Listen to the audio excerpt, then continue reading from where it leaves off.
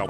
মহারাজ এটা তো উচিত নয়, যে যেটাই পারদর্শী তাকে সেটাই করতে দিন না। একটা বাঁদরকে যদি আপনি বলেন শিকার করে মাংস খেয়ে দেখা, সে কি পারবে মহারাজ? মহারাজ, গোপাল একটু বেশি কথা বলছে, ওকে আপনি বের করে দিন। আমি তোমার কথাই বলবো না গোপাল, তোমাদের সবাইকে এখন অস্ত্র শিক্ষা শিখতেই হবে। কর্তার ইচ্ছায় কর্ম, এখন তো আমার আর কিছুই বলার নেই। তাহলে আর দেরি কেন, তোমরা সবাই একটা করে ঢাল আর একটা করে তলোয়ার তুলে নাও।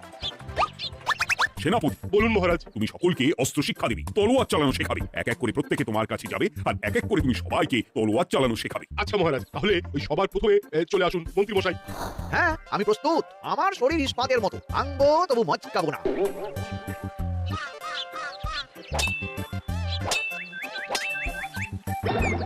এই কেমন দিলাম? অত সহজ নয় সেনাপতি। আমি মন্ত্রী এমনি এমনি হইনি, আগে অস্ত্র শিক্ষা শিখে তবে মন্ত্রী হয়েছি। এটা কি হলো? হ্যাঁ, আপনি অস্ত্র শিক্ষায় পারদর্শী, কিন্তু আরো বিচক্ষণ হতে হবে।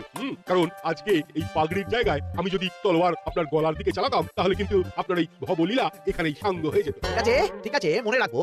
এবার বাকিদের তো ডাকো। হ্যাঁ, এরপরে তলোয়ার চালানো শিখতে আসবে গোপাল।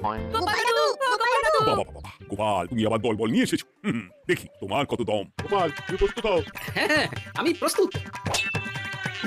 ওরে বাবারে, এ তো ভয়ানক চাপের কাজ, আমাকে বেশ বেগ পেতে হচ্ছে। সামলাও গোপাল। না, আমাকে অন্য রাস্তা দেখতে হবে। সেনাপতি, মহারাজের দিব্যি, তুমি আমার দিকে তলোয়ার ঢাল বাড়াবে না। এই এই, এটা কি হলো? সত্যি তো, এটা কি হলো? গেল গেল গেল গেল গেল গেল গেল, দুধটা খুলে গেল গো। দেবো নাকি এবার কুচ করে কেটে? জিতে গেছি জিতে গেছি।